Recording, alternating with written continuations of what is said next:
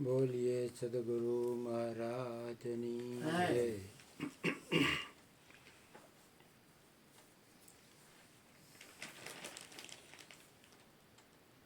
ગુરુજીએ જે સત્સંગ કર્યો એની આજની એમ જોઈને હાઈટ વાળો સત્સંગ છે. એના પછી હું કાંઈ બોલું તો એ આમ ગુરુ બોલ્યા પછી કાંઈ બોલું તો એ એમ યોગ્ય ન લાગે એવું, પણ છતાંય ગુરુજીનો આદેશ છે. એને જે વાત કરી ભાઈ તમે ખરેખર તો ગુરુજીના ગુણ એટલા છે કે શિષ્ય એમ કહેવું ભાઈ અમારા અવગુણ એટલા છે કે એની સામું જોવું નહીં. એમ ગુરુજીના ગુણ તો ઘણા. ખરેખર મારું નામ ગુણવંત છે. ગુણ તો સોયધાય જડે નહીં એમાં.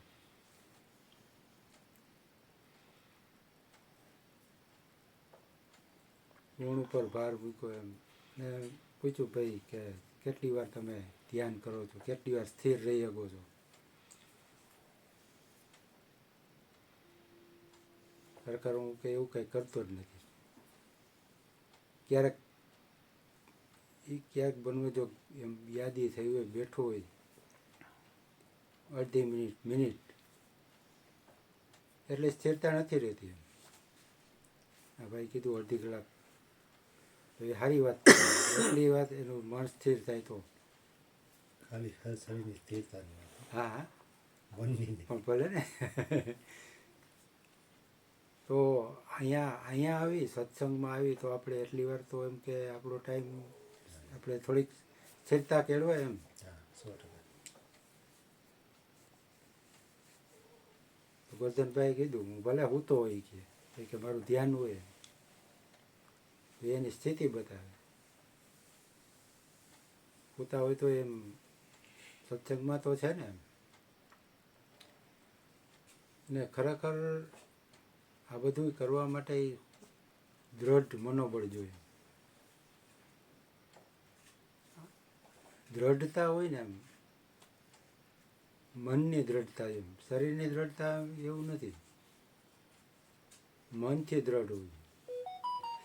આજે જ એક પ્રસંગ મેં વાંચ્યો કે એક ગુરુકુળના એક બાળક ભણતો હતો તો એની માતાને બહુ એના બાળક પ્રત્યે લગાવ હોય. એ કંઈક શું બનશે ને શું થાય ને એવું લાવ નહીં કે જોવરાવ એમ જ્યોતિષ પાસે. જ્યોતિષે જોયું, છોકરાનો હાથ જોઈ કે આ તમારે કે બાળકમાં કે વિદ્યાવાન થાય એવું છે કે, અને સારી વિદ્યા પ્રાપ્ત કરે એવું છે, પણ કે એની વિદ્યાની રેખા ટૂંકી છે એ કે. તો બાળક સાંભળી ગયો.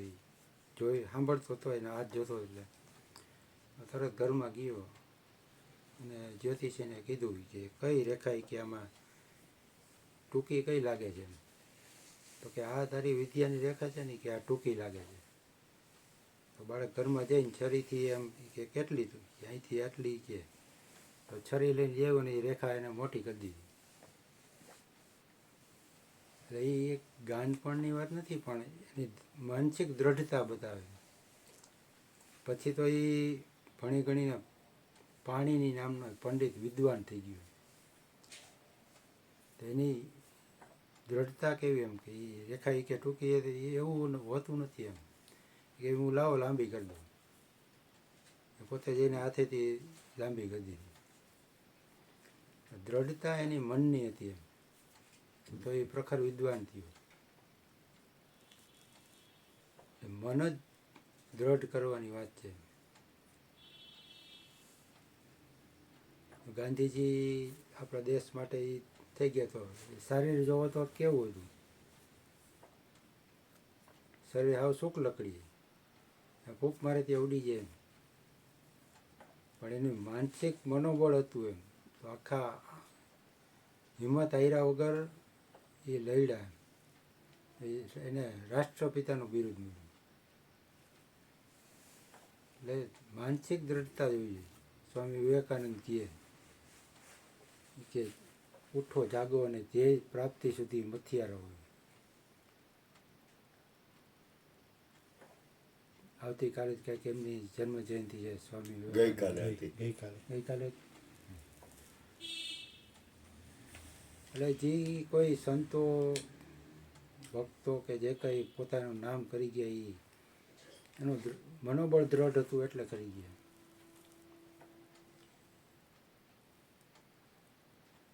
ભલે એમ કે મનને મારવું એમ કહે, પણ મનોબળ દ્રઢ હોય તો તમારે મનને મારવાની જરૂર નથી. અહીંયા અરુણ બાપુ સત્સંગ કરે છે બરાબર, એને ગુરુજીએ કીધું ભાઈ તારે સત્સંગ કરવાનો, તો એ 40 કે 45 વર્ષથી કન્ટિન્યુઅસ કરે, તો એના માટે દ્રઢ મનોબળ જ જોઈએ. મનોબળ દ્રઢ હોવું જોઈએ. અને એક એનો એ શ્રદ્ધા છે, વિશ્વાસ,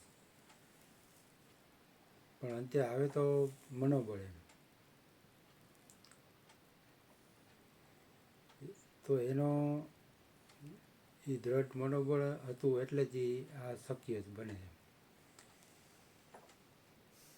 મયુર બાપુને કહીએ કોઈ રાતે 2 વાગે કે ભજનમાં જવું, એને શું બતાવી દ્રઢ મનોબળ જ છે એની પાસે, એ હાલતા થઈ જાય.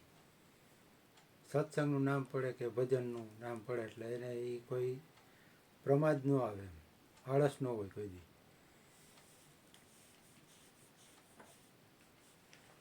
એટલે ખરેખર માનસિક સ્થિરતા ખૂબ જરૂરી છે. મનોબળ દ્રઢ હોય છે તો પછી આપણે આ લાઈનમાં એ જ જરૂરી છે, દ્રઢ મનોબળ. મનથી જો મક્કમ રહ્યા તો આગળ વધી શકાય. બોલીએ સદગુરુ મહારાજની જય. વાહ, મસ્ત વાત.